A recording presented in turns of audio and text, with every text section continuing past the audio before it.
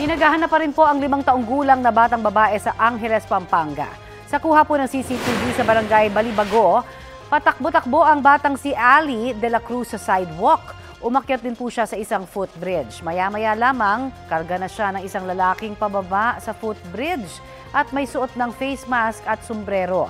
Ang bata sa CCTV, ilang araw na palang nawawala.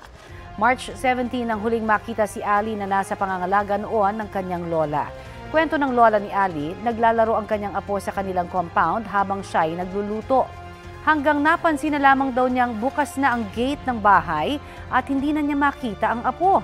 Ayon sa Angeles City Police, nakita nila sa ibang muka o kuha ng CCTV na isinakay ng lalaki si Ali sa jeep.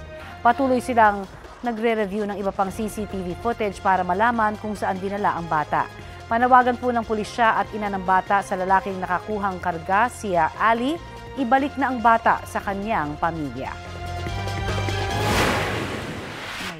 Kung maganda intensyon niya, baka yung bata nakita niya na naglalakad, walang kasama, pwede pong pakisoli na po sa malapit na police station, barangay.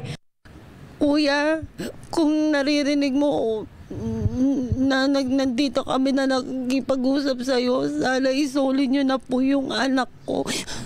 Maawa naman po kayo, sana bibalik niyo na po sa amin yung bata. Parang awa niyo na po. Kapuso, para sa mga maiinit na balita, mag-subscribe sa GMA Integrated News sa YouTube. Sa mga kapuso naman abroad, subaybayan nyo kami sa GMA Pinoy TV at sa www.gmanews.tv.